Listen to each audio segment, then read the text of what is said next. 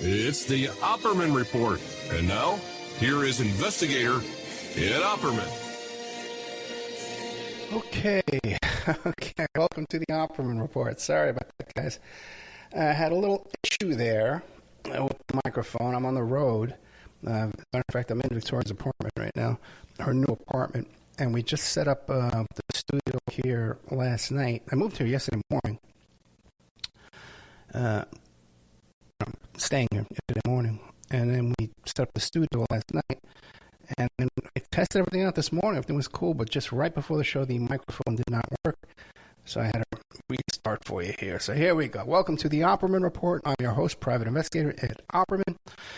You can find me at Opperman Investigations and Digital Forensic Consulting by contacting me at oppermaninvestigations@gmail.com. There's a phone number, 800-572-9762. There's no other way to get a hold of me, okay? You don't want to go trying to find my home phone number and all that crazy stuff, okay? That's how you get a hold of me if you need me for PI work. oppermaninvestigations@gmail.com. It's amazing the crazy people you got to deal with.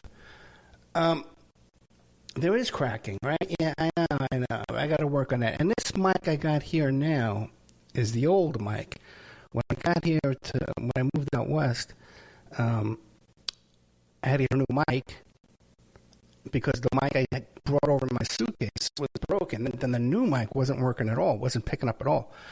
Who knows? Maybe I can switch to the new mic. It'll start working again. But right now, that's what we got. Okay? This is what we got. All right? So anyway, check out our Patreon. If you like the show, go to Patreon, Opperman Report Patreon. By the way, if you want to know what I'm talking to, chat with people in the chat room there. Go to our Patreon. All kinds of new content constantly going up in Patreon. Plus, you could find all the material that we play Monday to Friday on AM/FM radio, commercial free with all the ads cut out. Some stuff, recordings I did this week. I did a show, recorded an interview this week with Ariel Holmes. I don't know who that is. Check out this movie called Heaven Knows What. And it's a story about these New York City homeless junkies. And the story basically is the true story of Ariel Holmes' real story, her real life. She's just written a book called Mad Love in New York City, which the movie is supposed to be based on, but the book was never actually written until just now. It's been published just now, and I just taped with her this past week. This is an incredible movie, and it's an incredible story. Now, she wrote the script. It's her story in real life, and she's the main actress. She's the lead actress in the film, and she really carries this in her first acting role. Now, she did some other minor acting roles after that. But when you listen to the interview, you'll drift to what's been going on. There's some ups and downs in the life of Ariel Holmes. But just a delightful woman, incredible, brilliant talent, artist, painter. She can draw. She wrote this great book. She was a star in this movie. What a talent. She did modeling gigs with Lady Gaga and other modeling gigs. It's fascinating. With Mike Marinacci, I taped with him this week, Psychedelic Cults and Outlaw Churches, LSD, Cannabis, and Spiritual Sacraments in Underground America. That's available on Patreon right now, ad-free. So is the Ariel Holmes interview. They need to make some changes to the links in the Ariel Holmes interview, but I'll get to that. Let's see, what else? We had an old interview with David Jetty, California Banking Alliance, talk about a public bank for California, the state of California. Now, we actually got this when we did this interview way back years ago. Back in 2017, we actually got this bill passed in the California House back then, but it died, in the state Senate for the California Banking Alliance. But they were so excited that our audience had helped to move, advance this project. So State Bank, a non-for-profit bank that could provide services to people without those fees and without absorbent interest rates and things like that. Just basically the profits that the banks make off of us, that would be returned back to the customers with a state bank. So we got to check that out too as well. Max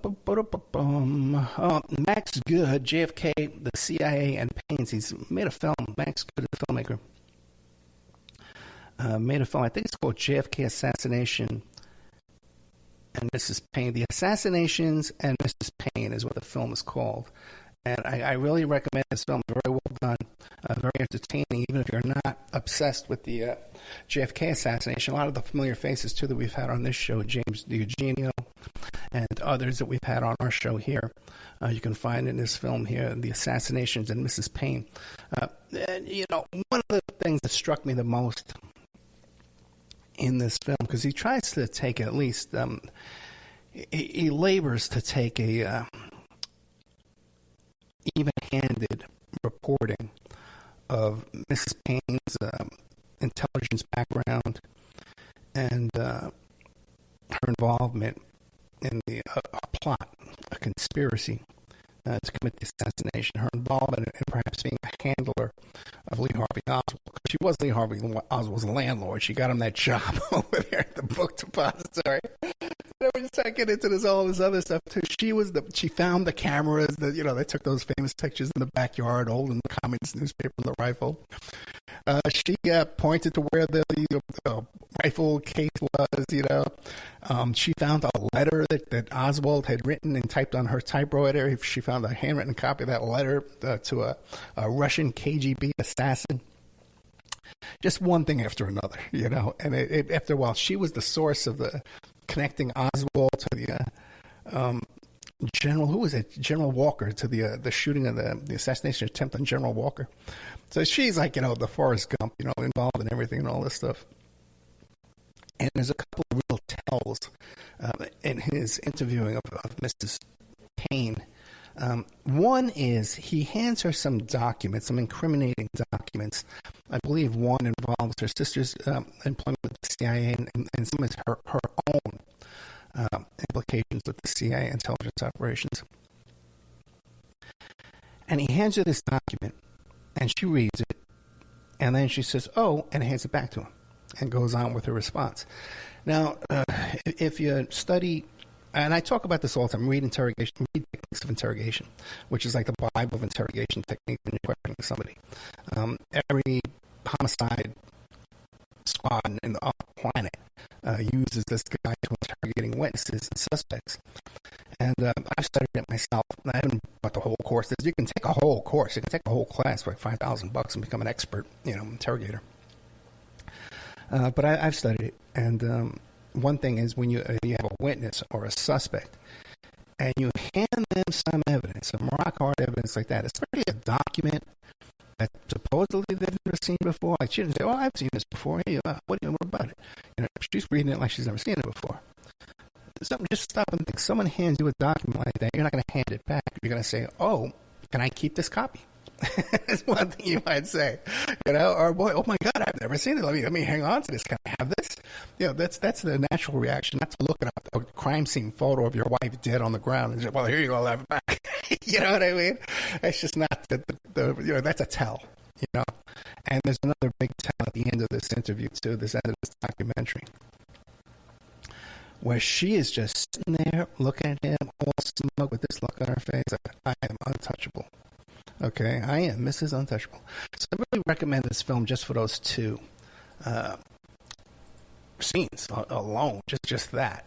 So check that out too as well. It's in the Opperman Report Patreon. Max Good, my interview with him, but also check out his film, very well done film. Let's see here. We had David Whelan back the third time to talk about the John Lennon assassination. And let me tell you, we're going to have him back a couple more times. I'm going to be in his book about my experience with Mark David Chapman. He's already written an article. And if you go to his article on his Substack there, we don't have a link to the Substack here in front of me. But if you could find him, David Whelan, and his Substack, it's in the... If you go on Patreon, you can find it. It's in the interview. We mentioned it several times. He describes he actually confirms my contact with Chapman that I had convinced myself that it was all in my head, that I was conflating different, and that it wasn't possible, and the people who had confirmed it for me before were perhaps like untrustworthy. So I don't know, man. After talking to David Whelan, I'm starting to think perhaps, and I don't think perhaps, I'm pretty convinced now that was Chapman that I did run into that day. Ariana Dietz, Sexual Abuse and Jehovah's Witnesses. That was a good interview. It's an oldie but a goodie. Daniel Hopsicker came back. You know, Daniel Hopsicker, we should keep him in our prayers.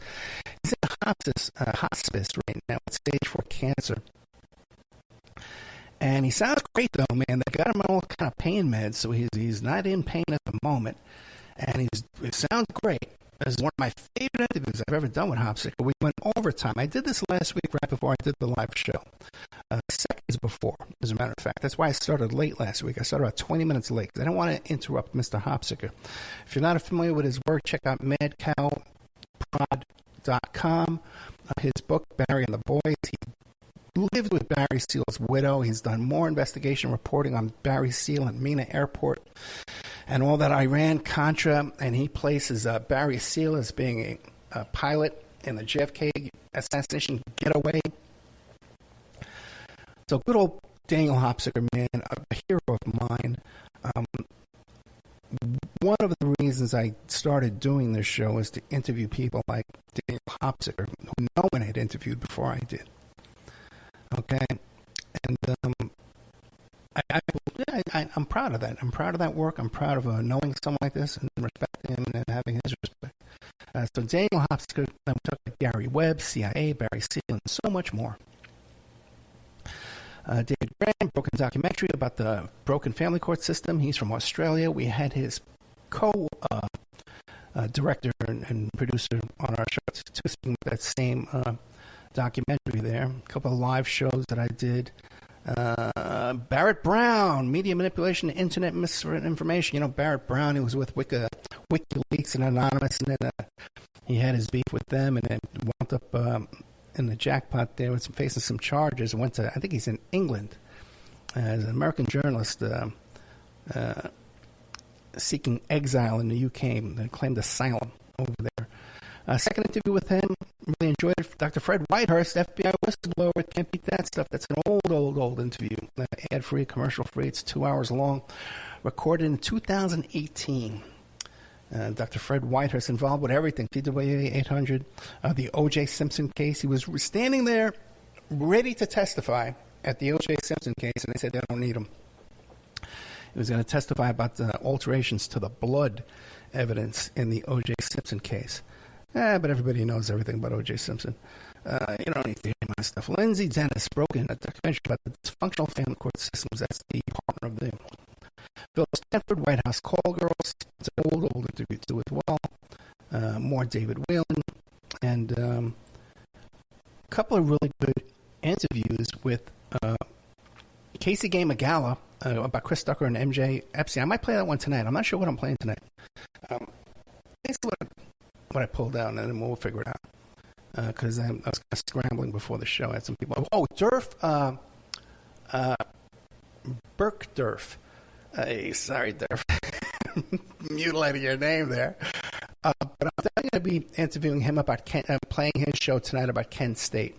And then what I'll do is I'll play Casey Gain or Casey Gain about Chris Tucker, MJ Epstein, or I can play Barrett Brown. If anybody wants to make a recommendation in the chat room of what you want to hear, Jen Bidwell came back about her son, the murder of Teron Evans. She's the Black Lives Matter advocate, activist over there in Potsdam, New York. The very strange death of her son. Everett Stern, he came back too. This guy's got a lot of good information about Michael Flynn. All kinds of good stuff there, man. I can play him tonight. I'm definitely going to play Durf. If I'm scrolling down. I'm going to play Durf, if I pronounce his name correctly. There it is. Durf Backdurf, the Kent State killings. He wrote a book about Kent State. I enjoyed that interview. I'm going to be playing that tonight for sure. And then after that, if you want to make a recommendation, either it could be Everett Stern. It could be Jen Thomas Bidwell. It could be Hugh Turley with Vince Foster updates. Hugh Turley is a fascinating, brilliant guy. As a matter of fact, maybe I will play that one tonight, and then we'll worry about it later. Oh, what did I pull up? Yeah, I did pull up Hugh Turley. I was planning on playing it tonight. But the other one, Hugh Turley, Thomas Mercer, to trade the case against Abbott James Fox and author John Howard Griffin. So anyway, so stay tuned tonight and see what I play. It'll be like a surprise. Okay? It'll be a surprise. Let's see what I come up with. Oh, look at this. Yeah. So, back to my notes. Back to the notes. I'm exhausted, man. I've been trying to get this household set up for my daughter. Oh, I interviewed this fellow who's the press secretary representative for Joe Exotic from Tiger King. I was supposed to interview Tiger King, and what happened was they moved into solitary confinement, which isn't a real prison term, and it's called disciplinary custody, where they move you into the disciplinary section of the prison. And you're alone. You know, your custody is alone at that point if you're in a solitary cell. And the colloquial is solitary confinement, and that's where they have Mr. Tiger King, Joe Exotic, right now. Can only interview him 15 minutes at a time, so we were going to do 15 minutes a day while I was here on the West Coast. But then he wound up being disciplined for some reason we don't know yet. We're going to find out. But the interview I did with his press secretary went very well. It was very interesting. I really enjoyed it. We got into Joe Exotic, Tiger King, about his conviction, about the TV show, about his race for president of the United States of America. He's running for president of the United States of America, about his attempts to get a pardon. Okay? And yeah, listen to that. Listen between the lines of that section, too. That's some good stuff over there, too, if you're paying attention. Okay, what's the name of tonight's show? The name of tonight's show is, I don't have it pulled up. Let me see if I can find it. I forgot what it is already. God. Russian Coup Internet Research Group, Deathborn, and me, your host, Ed Opperman. Always have my hand in everything, always involved a little bit in everything, and I prefer to talk about stuff that I'm personally involved in and have some personal first-hand knowledge in. Or to either interview the people involved and have them come on the show firsthand. You know, a lot of people try and tell me all the time, "Hey Ed, have this podcaster on. Hey Ed, have this YouTuber on." YouTube would get along great, yeah, and you would just banter back and forth, and it would just be so entertaining. It would just be so wonderful. And I got to tell you, man, I just say, well, who is he? What's he done? And usually there's nothing. They've done nothing. They've got a fake name, and I got to tell you. Looking back in the past, about 80% of the times I've had these people on, these podcasters, these YouTubers with the fake names and stuff, I regret it. I regret it so much, man. None so much as recently. The last one I had on, my God, turned out to be a total, some kind of operative. We're still working on figuring it out, where all these people come from. But there's all kinds of intel background and informants and stuff with this group. And I find more and more every day. So, what is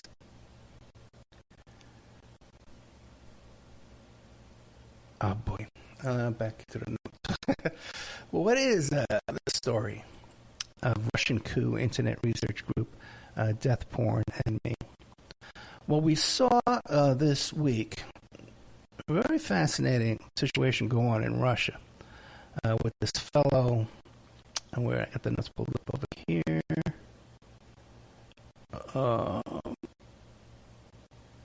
This is one of the reasons why I haven't been talking about him so much online.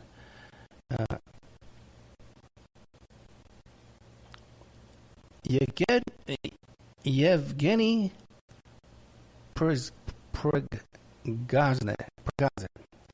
right? The guy who led the Russian coup, okay? Who was filming himself, right? And he had his mercenary group there. I think we call it the Walker Group or something like that. Let me pull this up again. I had that before.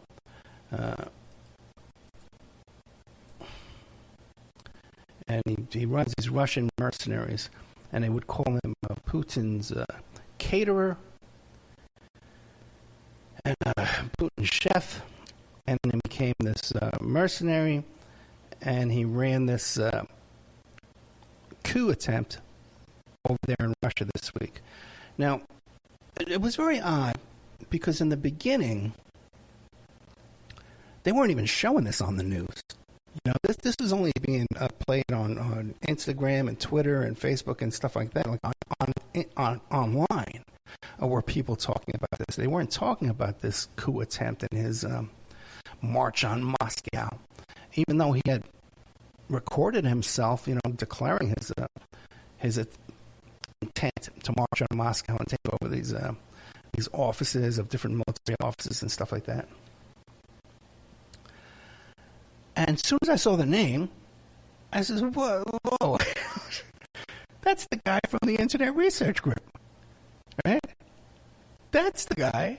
This guy's under U.S. indictment in the Mueller investigation. During the Mueller probe,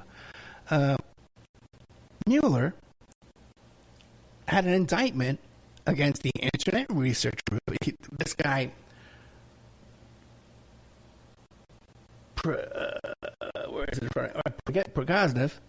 Prigozhin is named in the indictment.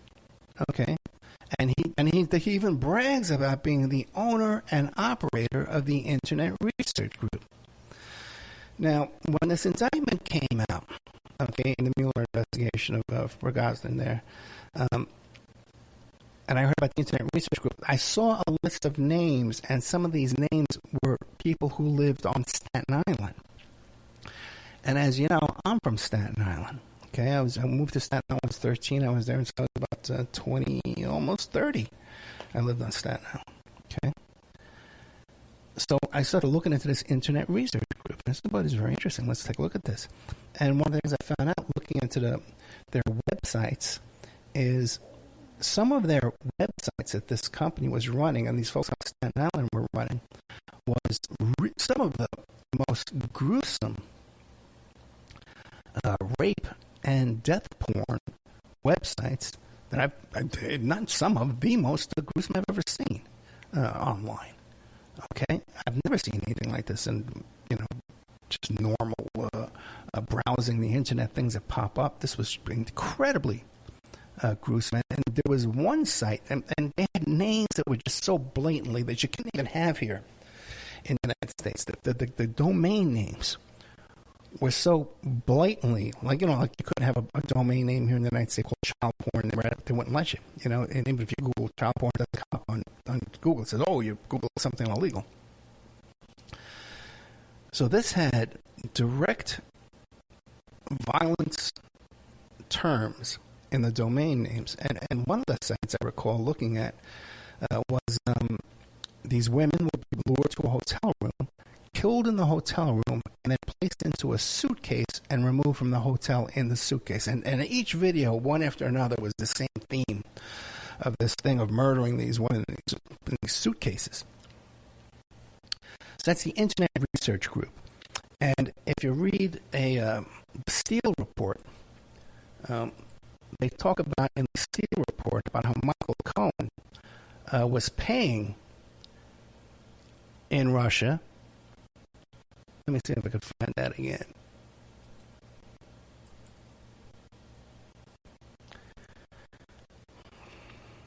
That Cohen had taken over from Manafort's role. And this was, by the way, this was going on. These Russian hackers and these Russian bot farms were at work out of the Ukraine. Now, it doesn't mention, I don't think it mentions, maybe it does. Let me see if it mentions this guy, Prigozhin, there, whatever his name is. No, it does not come up. His personal name does not come up. Let me try it that way, see if it comes up that way. No, it does not. Okay. But talk about Trump having access to these bot farms, these FSB hackers, using botnets and porn traffic to transmit viruses, plant bugs, steal data, and conduct altering operations against the Democratic Party leadership. Hackers recruited by the FSB under duress were involved in the operations, according to the report. Cohen insisted that payments be made quietly, quickly, and discreetly, and that cyber operators should go around to cover their tracks. Now, course, I had an interest in this at the time because of the whole WikiLeaks and the hacking into Podesta's email and all that stuff, which is a pretty basic hacking attempt to get Podesta's email to produce WikiLeaks. Now, what really drew my attention back to this and to the Internet Research Group and this fellow here who ran this coup and was indicted for his illegal use of the Internet Research Group to promote Trump and to get Trump elected, to help the Trump campaign, to organize protests and demonstrations here in the United States, to post negative things about Trump opponents. Now, one of the reasons why I'm so personally fascinated and interested in this particular topic is because of my involvement as the private investigator in the Katie Johnson lawsuit, the Jane Doe Katie Johnson lawsuit against Trump and Epstein, where I was hired as the private investigator in that case. Now, a lot of people become confused, and there's a lot of misinformation and disinfo put on the internet about, well, that case was thrown out. That case was thrown out. She was found to be... No, the case was dropped. Okay, the case was dropped. But the reason it was dropped was because of a week before the election, Lisa Bloom, who had taken over the case at that time, and I was no longer working on this case at that time for a while. Okay, for a while I'd been off this case. It started out. What happened was back in 2014, 2013, no one was talking about Epstein on the internet at all.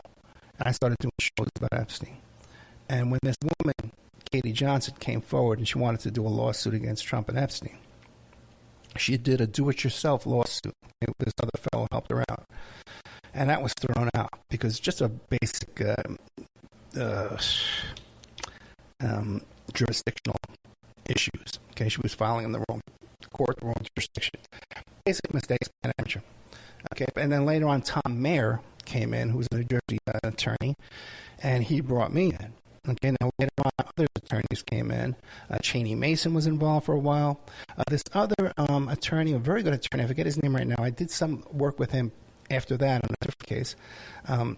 In fact, he was, well, I probably didn't talk about it, but another big case that I talk about, he was involved too as well, for a bit.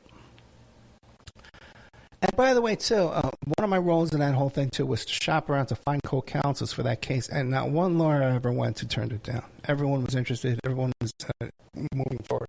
So all these people out there that you hear and read and say, like, oh, there was nothing there, blah, blah, blah.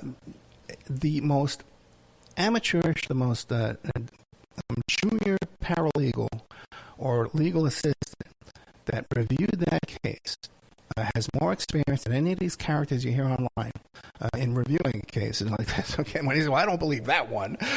I believe all the others, but not that one because it goes against my friend Mr. Trump, my hero. Okay, so but everyone who knows the law was ready to jump on board that case immediately.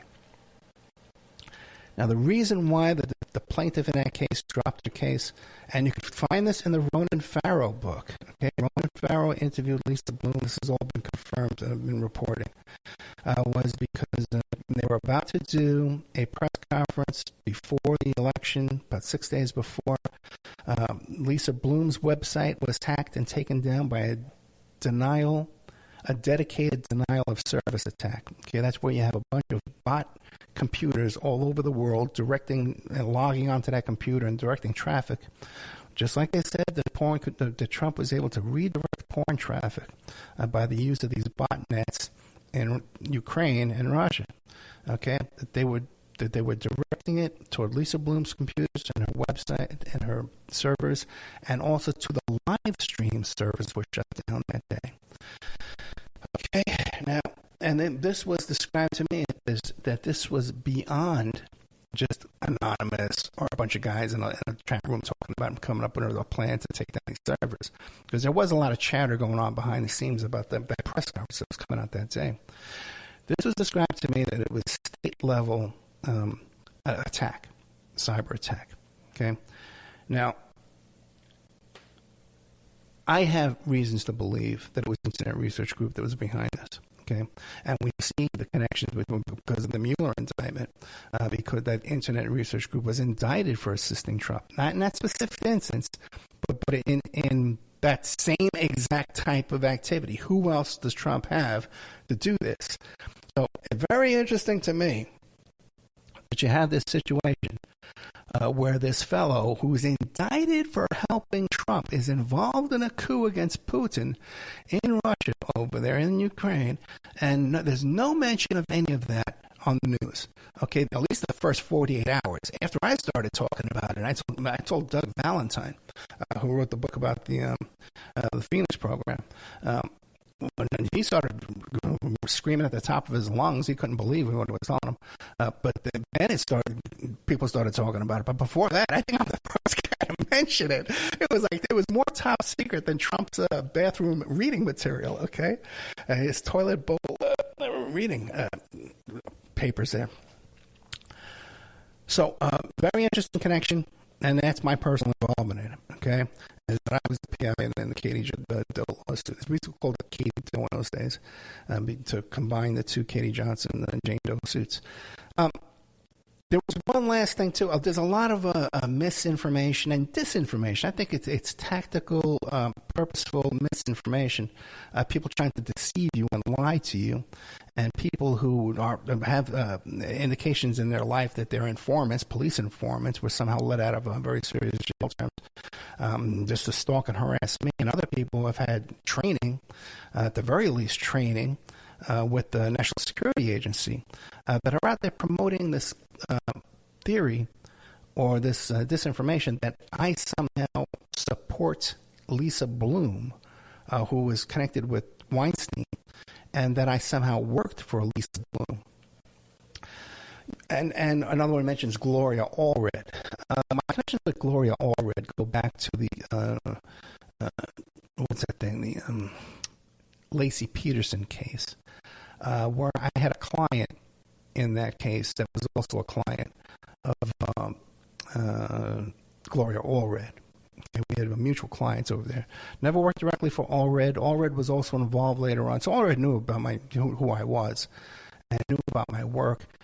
And even Mark Garagos knew about my work in a case down there, too. And he would refer me and recommend people to come to me for my work in online investigations and email tracing and things like that, online defamation cases.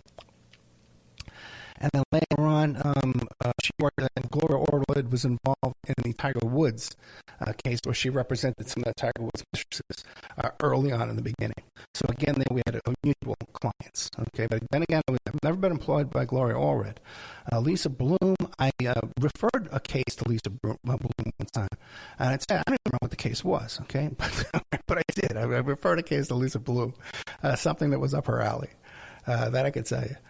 But when I worked on the Katie Johnson case, I was on that way back in the start with the Tom Mayer and David Cheney Mason and that other attorney I mentioned. And then later on, when Lisa Bloom took over, that was long gone before that. So I was never employed by Lisa Bloom, for that case or anything. There's just total in people's imaginations that they just come up with this stuff because they're sitting around fantasizing in a fantasy world.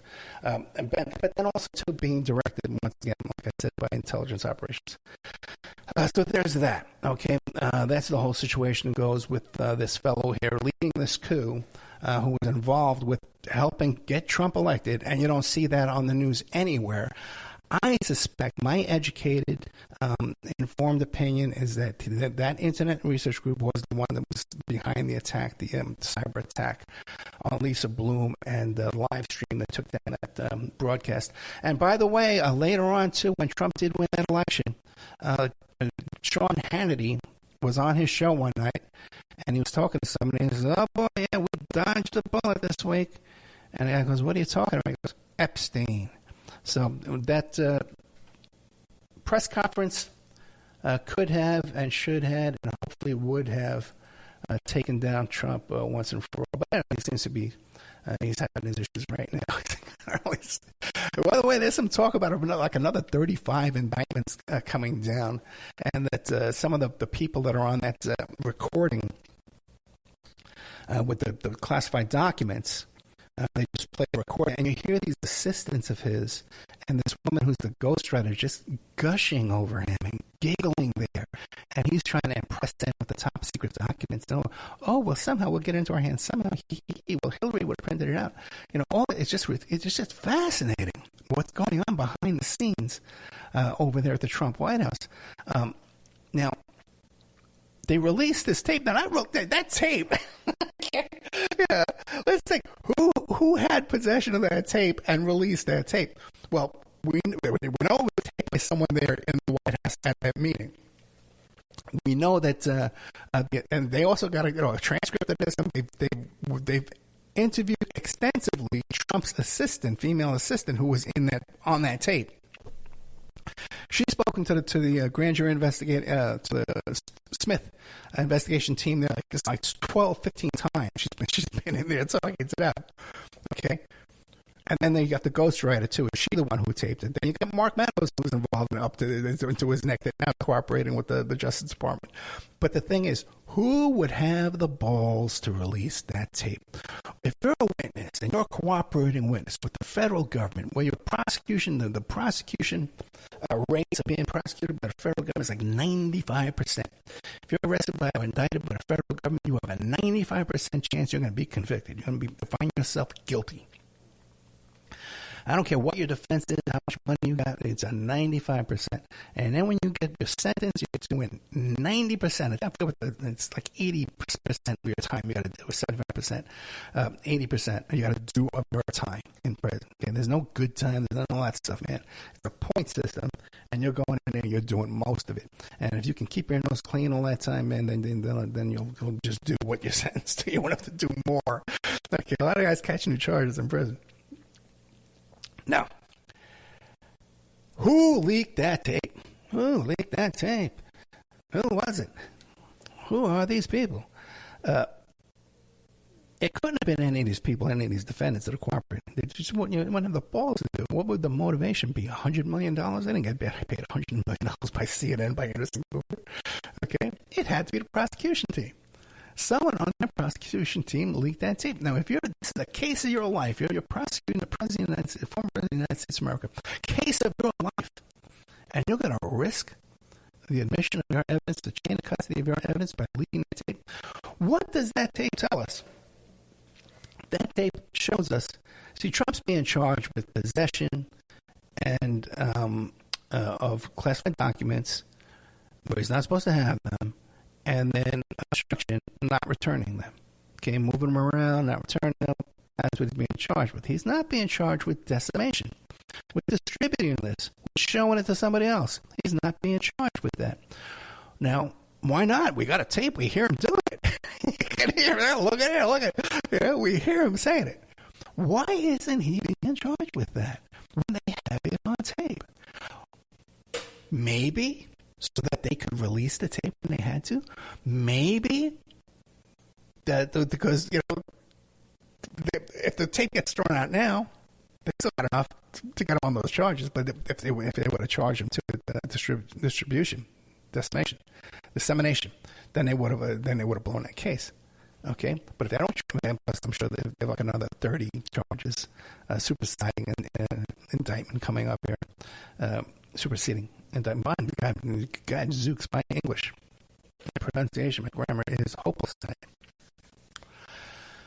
Okay, so that's what goes on. And I think one of the reasons, too, it was released is to distract from these WhatsApp texts.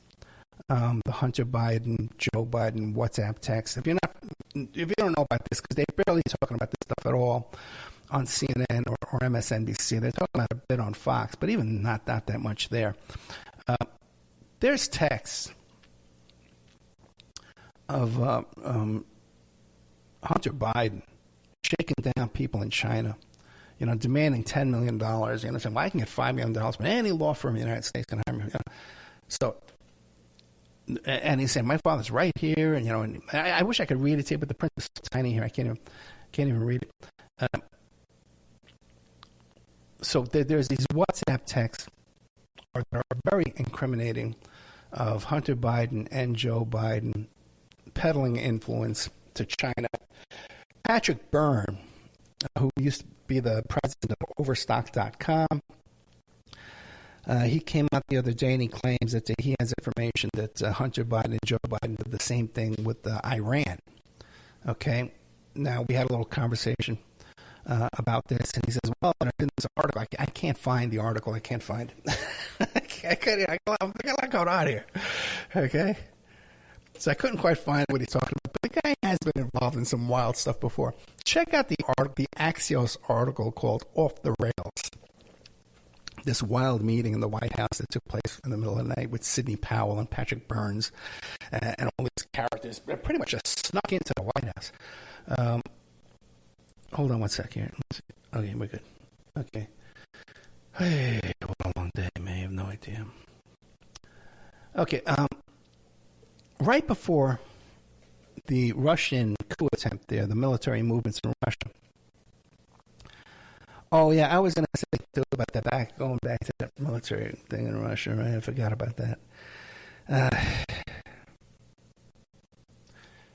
Fascinating that no one talked about that fellow Prigozhin, the coup leader, being indicted by Mueller for helping Trump. No one wants to talk about that.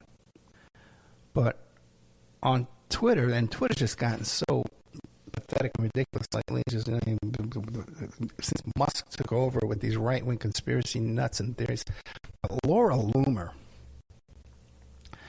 and some other fellow came up with this theory that the day after Putin signs into law chemical castration of pedophiles in Russia, then there's this CIA-funded, Joe Biden-funded coup of this mercenary, this Trump-backing mercenary, that now wants to come and take down Putin because all their whole interview is about pedophilia and child molestation and I don't know, freaking hysteria, which I've been talking to you about for the past couple of months, that I just so regret. I replayed my exclusive interview with Henry Vinson. You could find it on Spreaker.com.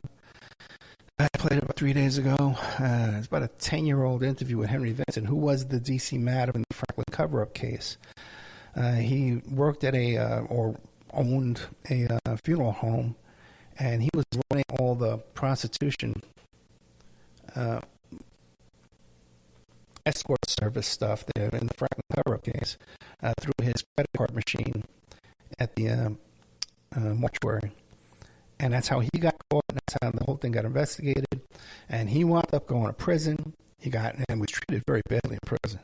And then when he got out, they found something else to throw him back in prison. He got out again. I think he talked to me exclusively, came out with a book with Nick Bryant. But I think I'm the only interview he's ever done.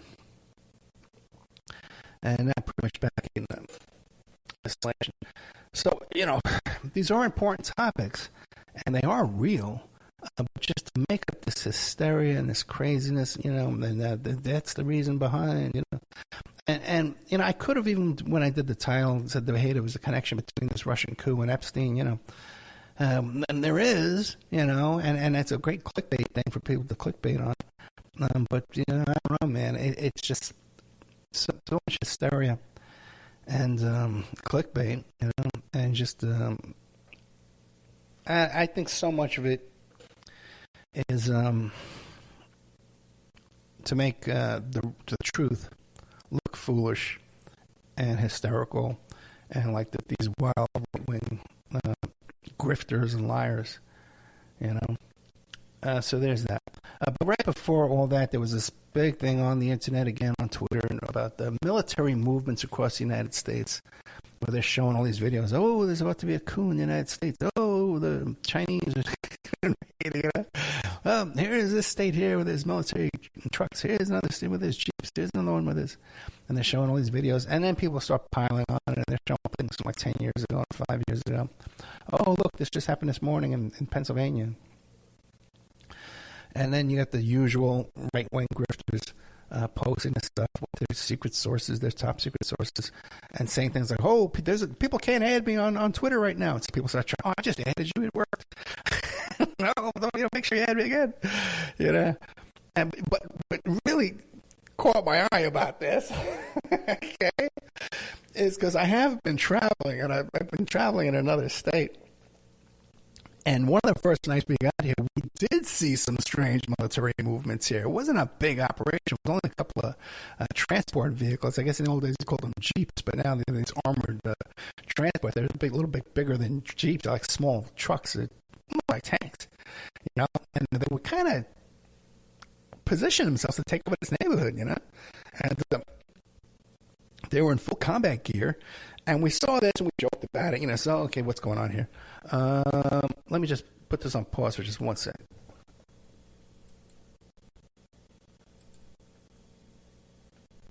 Oh, you know what? I can't. I can't put it on pause. Okay, that'll just have to just run its course. Like I said, we're doing on time. Oh boy, I'm exhausted. 48, 54. That's 6 minutes left. Okay. All right. Let's see here. Supreme Court rulings. Well, one more thing is this whole Jack Smith investigation, right? He's got all these emails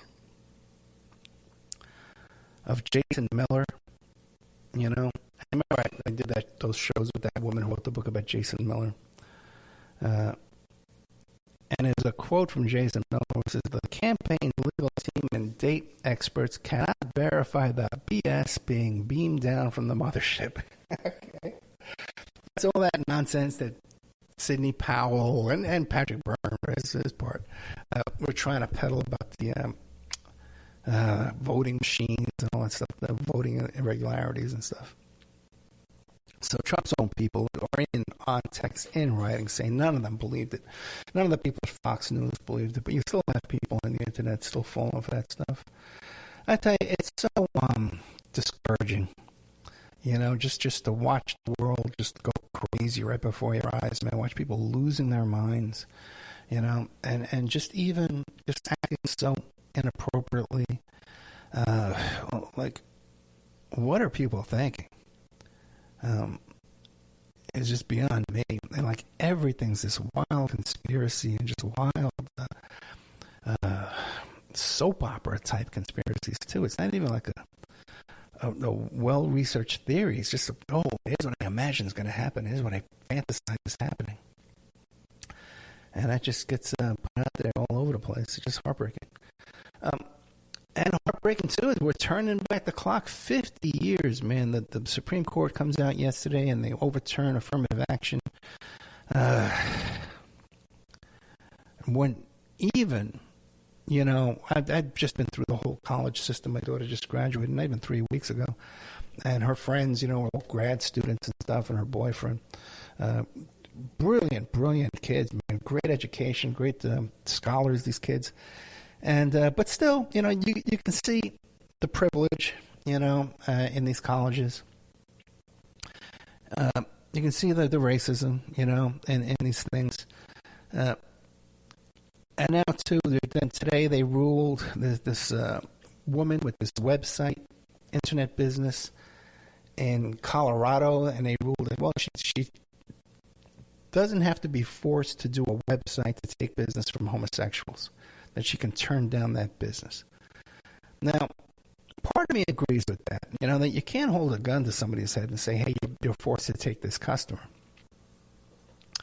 You can't discriminate based on race or, sexuality, these kind of things. But it seems like this Supreme Court ruling was a setup because there wasn't even an active case going on. Like there is no harmed party in this this litigation that made its way to the Supreme Court.